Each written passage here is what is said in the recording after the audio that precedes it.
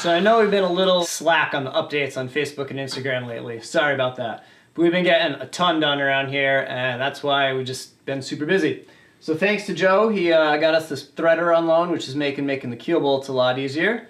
We got a little wood stove for the boat. We've been making the keel bolts. The bronze order came, and we got a bunch of tools set up. So we are rocking and rolling. But let's go check those tools and that bronze out. All right, so we got all the copper. We got it shipped up from Texas, the copper and the bronze for the backbone. And we built this rack here to store it all and keep it organized throughout the build. And we put in this cutting station, so we can just pop the pieces over, clamp it in, cut off what we need, put the rest back. We got the saw sharpening set up for keeping the 16-inch beam saw in tune, and we've got the other Foley filer set up to do the bandsaw blades. We got to build a little bit of a jig for it, but that'll do our bandsaw blades, and the rest of the metalworking stuff is all here. So we can walk in, we can cut our rods, we can bring them over to the threader, we can cut everything, thread it, and head right back out and plop them into the boat as we go. So this was awesome getting this all set up.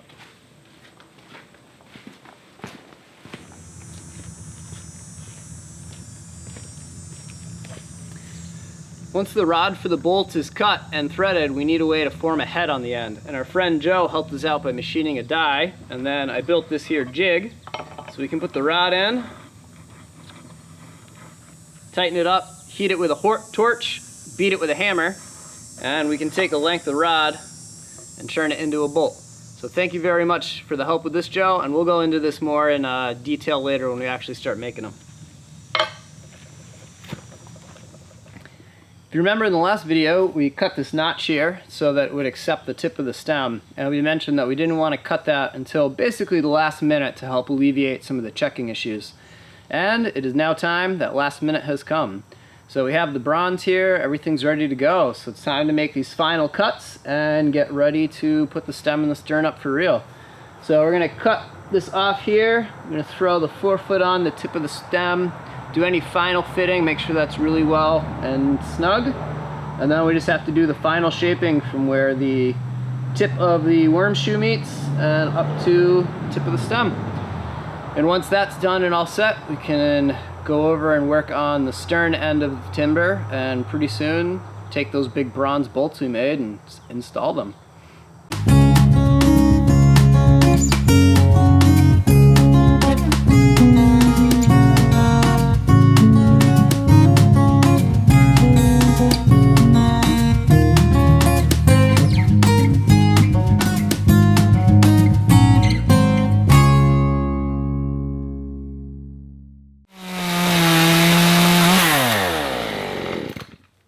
In the last episode, Steve ran through all the individual bow pieces to make sure that they were all a tight fit.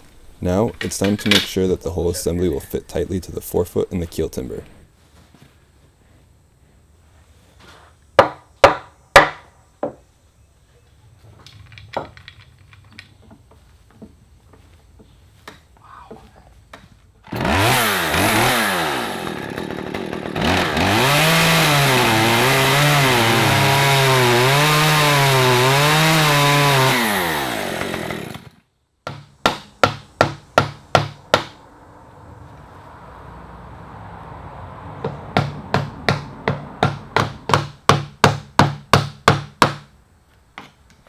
Should be able to slide a saw on there, easy peasy now.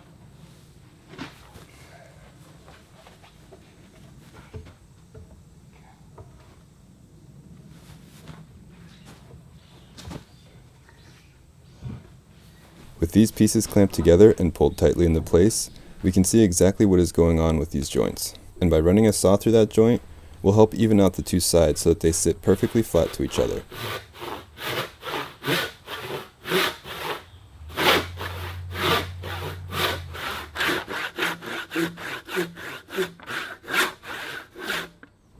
Some quick work on the bench to close up the remaining gap at the bottom of the assembly, and then it was time to set up a line to check that everything was centered.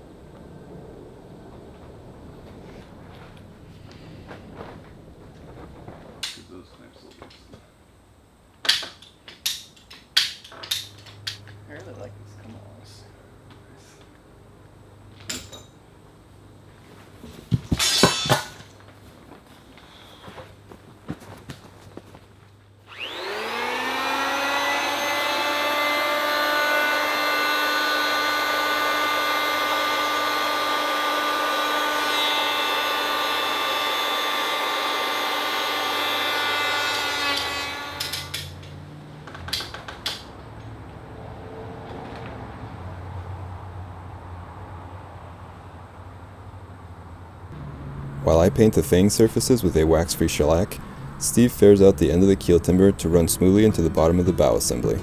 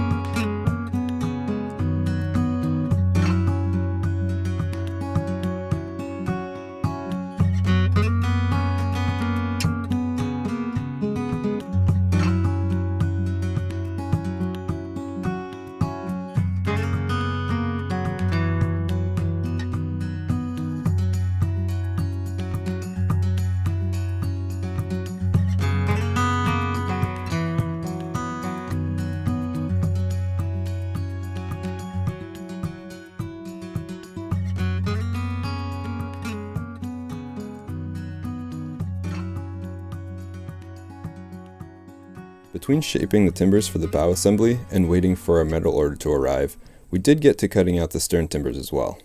The stern assembly is ready for bolts, and the material for bolts is on its way from Texas. So while we wait for that to arrive, we can dive into the stern timbers. So we pull those out, and we can start cutting these out. I think the smaller one we'll be able to do on the bandsaw, but this bigger one we're going to need to cut in situ because it's too big and heavy to try to put through the bandsaw. But thankfully, we recently got given a beam saw. So this is the beam saw. And this is an older version than the one that we borrowed from Simon, but runs great. It doesn't seem like it's seen all that much use. And one of the nice things for us is it came with a blade. Since it's an older one, it's not carbide, it's just straight steel. And we got given the Foley filers and saw set. So I took the blade off and set up those filers and saw set in the garage, and now we can sharpen this blade super easy anytime we want, which is really fantastic. Here is the pattern for the stern timber, and it is on the beam that will become the main stern timber. So the next step is to trace it out and cut it out with the succession of saws. So we'll do like we did before with the big beams and cut with the little circular saw, then the bigger Sasquatch, and follow with the beam saw, and that way we're not putting too much load on the big beam saw, and it's easier to follow the curve of the existing saws. So the small saw is a lot easier to control than the beam saw, so we'll cut first with that, and then in the other saws will just kind of naturally want to follow that curve, so it gets easier and easier. So that should just take a few minutes. We'll get this cut out, and then we can move on to the other timbers.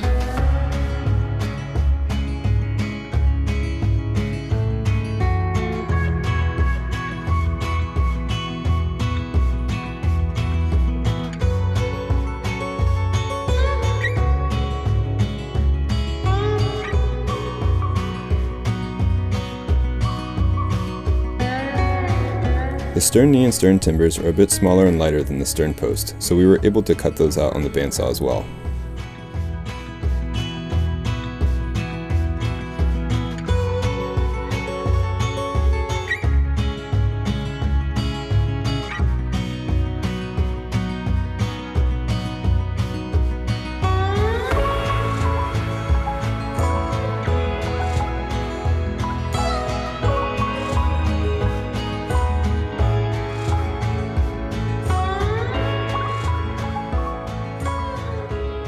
It really is a special feeling seeing these pieces shaped and ready to come together.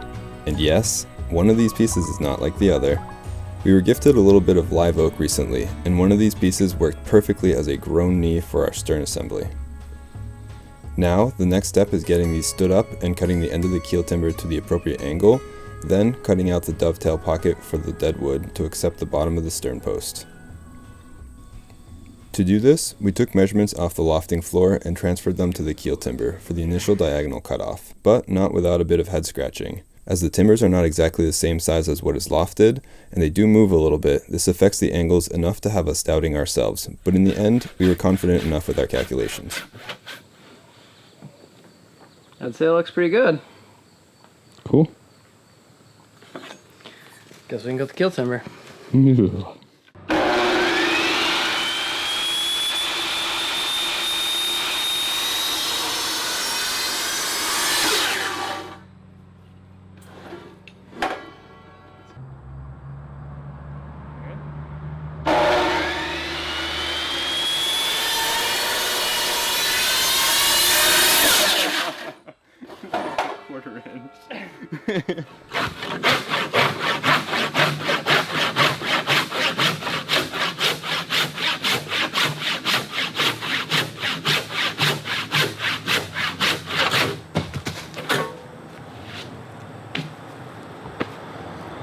go.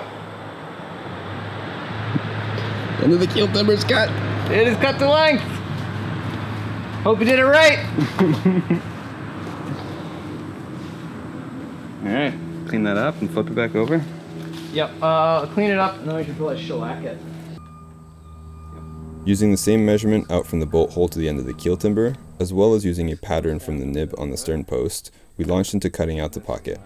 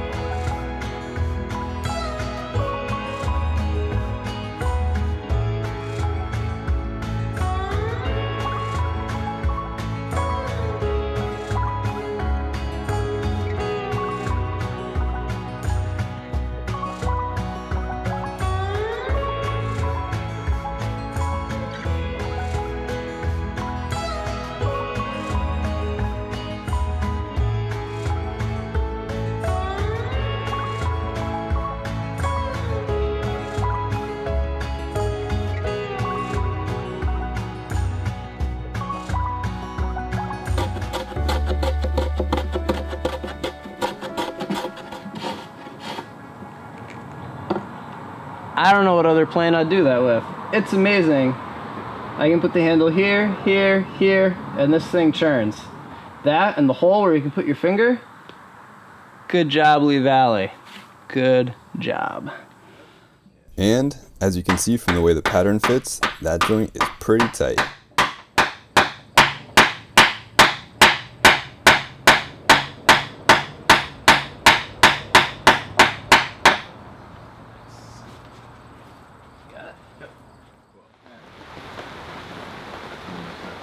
Okay, it may seem like it's time to bolt things together, but one important aspect of the project is planning ahead. We need to plot out where the bolts will be placed to figure out how long to make them, and while we're at it, we're going to plot out the frames and the floor timber locations on the backbone in order to make sure that no bolts get placed beneath floor timbers. Hey, check it out. We got bronze nuts. We actually got 2 big bags of bronze nuts. Psyched that we got the bronze and the copper for the planking and for the backbone. So now we can start making some bolts and very soon putting things together, which is super ridiculously exciting. Copper for the planking and the bronze for the backbone. Pretty psyched. I'm pretty sick too. All right. Well, folks, it has been 2 years and 7 months since we cut down the first tree and launched the website and started making videos about this crazy journey of ours. And we are now at the point we are going to bolt our first piece of the boat together, which is incredible because for up to this point we've been working on it for 2 years and we have not bolted 2 pieces of a boat together yet. And after today, that will no longer be true. And parts 3, 4, 5, 6, 7, 8, 9, 10, 11, I think 12 are all ready to go as well. So super, super exciting time to see all of this hard work actually come to fruition. Yeah, it's been a lot of prep, and from here on out, it's going to be a lot of work going up really, really fast.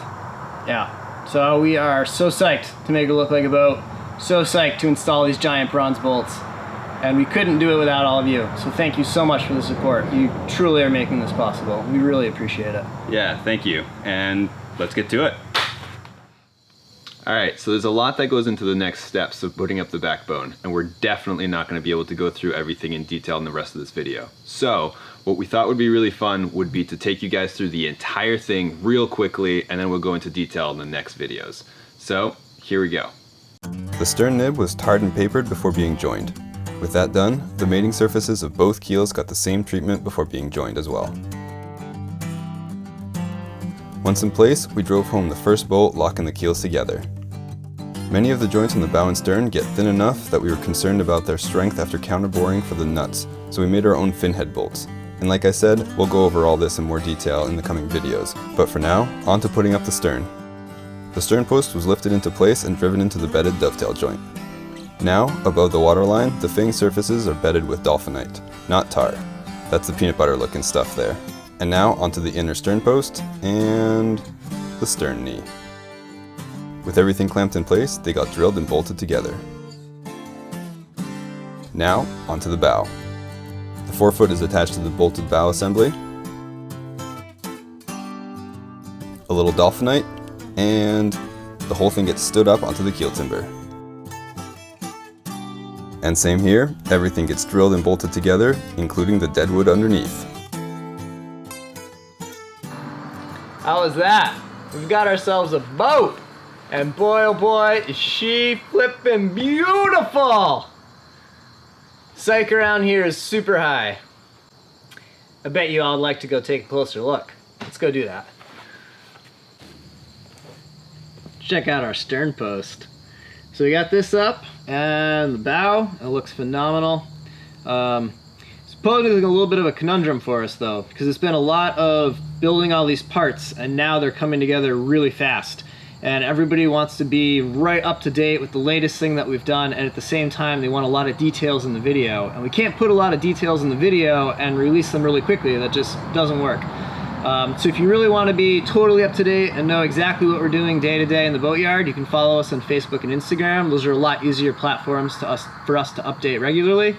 And the videos are just going to be a little bit behind real time, and everyone's just going to have to be patient. So thanks for being patient. And here's the bow, which is awesome. We are super excited about this, and just like Steve said, thank you so much for being supportive and for being patient on the videos. This is a huge milestone for us, and we wanted to commemorate that with a limited edition t-shirt. So if you're into that, they are only going to be printed this one time, and this is the last week to get them. So if you want one, check out the link below. So thanks for tuning in, and we hope you enjoyed this episode.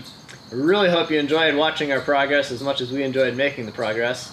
And in the next few episodes, we'll go into much more depth about how we did this whole stern and stem assembly, and we'll walk you through that whole process in detail. So stay tuned.